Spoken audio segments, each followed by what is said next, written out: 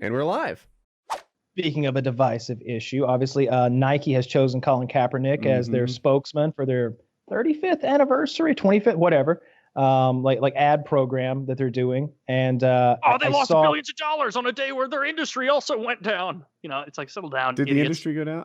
I looked at it. They lost like 4%, which they went down like, a little more than the other ones, but it's like, do you know how big of a company they are? Like they're going to be fine. I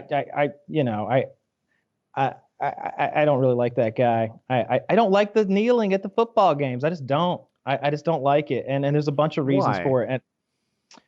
And for one thing, I don't think he should be able to. I think he's at work, and if his boss is okay with him kneeling, I'm okay with it. All right, but if his boss isn't, not okay with it. Two, I feel like it's disrespectful, and I don't care if one veteran somewhere said that it wasn't disrespectful, because he doesn't speak for me or for all veterans or for anyone for that matter. He speaks for himself. And argument I don't like. It kind of ties into the space thing where it's like I mean, it's exactly what I said. Like, he speaks for him, but he doesn't get to speak for other veterans. I mean, there's plenty of veterans who are like, no, that's fucked up. That's disrespectful. What he's doing is he's protesting violence from police against black people, right? That's his problem. And he used to sit on the bench, right? It started off as that. He sat on the bench and the national anthem would happen and he just sort of sat on the bench. And a veteran was like, hey, man, what are you doing? Like, why are you sitting on the bench? It's kind of disrespectful. I don't like it. And he's like, I'm trying to bring attention to this police violence against black people thing, which, by the way, I actually have some personal experience with. Police can often be biased against black people. And the guy says, you know what? I think you should kneel. That's a way to show respect. It's a thing we do at church. Take a knee during the national anthem. That way you're not just sitting on the bench hunched over, like you were before. And he says, all right. So he changed it and then he kneeled. And he's not trying to disrespect and wore veterans. Socks with pigs dressed in cop uniforms on them. Again, so like look, that. I don't love that, but it does tie into what he actually says. What I don't like is when they're like, he hates veterans and soldiers and whatever, flowers and candies and apple pies. It's like, no. Like, if you want to dislike that he's protesting violence from police against black people at a disproportionate rate, then at least hate that. Don't act like he's hating troops. I can't believe how fucking simple this entire thing is. And how we're still talking about it. Like, the beginning and end of this should be, hey, am I allowed to protest? Hey, boss, owner of the team or whoever, am I allowed to protest? Yes. Okay, then you can do it. No, you can't do it. You're my employee. Like, that's all it should be. It should just be an employer-employee conversation. If the employer decides they think that's okay and that it's not too damaging to their brand, or it's not going to hurt the bottom line of the NFL or whatever, however they want to make the decision, that's all it should be. Like, and people, free speech and whatnot. It's like, I personally wouldn't fucking care if every owner in the NFL said, yeah, sure, you can all do it. I don't care. I don't watch football anyway. This is so not a big deal, and I'm shocked we're still talking about it. I threw all my Nikes out, cut them to pieces. That'll show them. I was going to make a Twitter or Instagram video. I was going to make a Twitter or Instagram video yesterday. I should have done it, where I lit my New Balance shoes on fire. Maybe I'll, damn it, too late now. I'm going to throw my Keurig machine on my Nikes and show them what's what. That was the most recent one. What did Keurig do?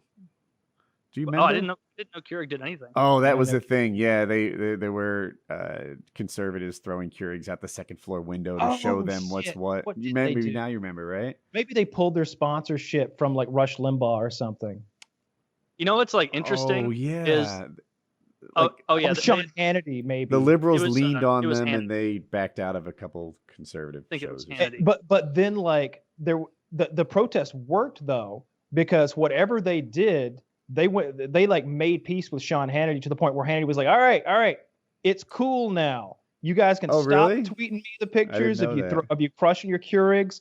They made everything that, they cleared this up, or they made it cool. Like, Sean Hannity had to literally go and be like, all right, stop fucking sending me pictures of crushed Keurigs on Twitter and like email. And it's cool. It's so insidious the way the media leaps on things intentionally to try and like create mountains out of molehills because they get paid by clicks, and so they have an incentive to. And so the pattern you'll see is it'll be like a handful of Twitter users doing like retarded shit, like burning their shoes or throwing a Keurig around or throwing a huge fit about like, I used to go to Cabela's all the time, but you advertised on Hannity. I'm never going back for my Under Armour hunting gear or whatever. And then those people will find like a handful of those and then write an article about, liberals or conservatives are doing this in mass. There's a huge upswell of protests and boycotts. And then you check 2 weeks later, no, there's not.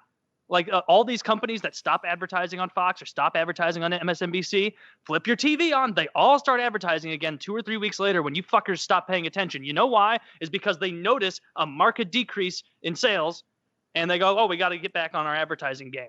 You know, oh, it turns out the 3 million people who watch Hannity or the 2.5 that watch Rachel Maddow, oh, that's a way bigger but net benefit than the handful of, you know, people who are burning and doing these things, because most people don't care. Like these kinds of protests don't work. People misunderstand how these things are meant to work. It's like, oh, I'm going to go after fucking Keurig because they advertise here.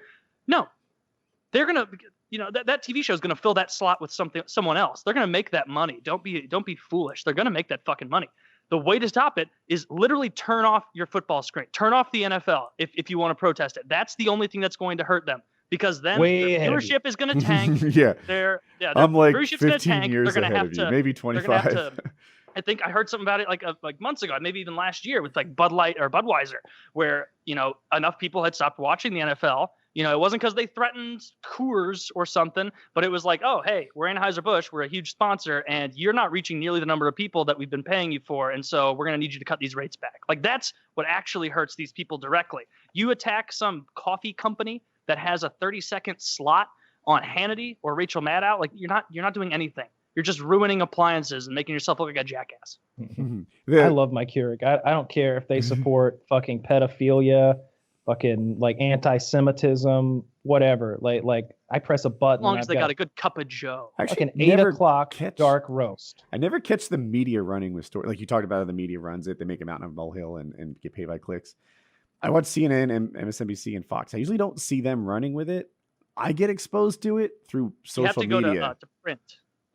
Print is the way they push those, is because like they'll do the thing where they take like a screenshot of 2 Twitter users and then write as though it's indicative of a huge groundswell trend. And then the way journalists work off each other is they'll cite one another's articles and be like, oh, you know, Susie Johnson over here did this, and I'm using that as my source. You know, look at this, 5 sources all citing the same 3 tweets. It's like where I do see it is like regular dudes on Facebook. Like those are the people that have all the passion that show their retweet videos of burning Nikes or Keurigs falling through the sky. It's silly people passionate on social media. Yeah.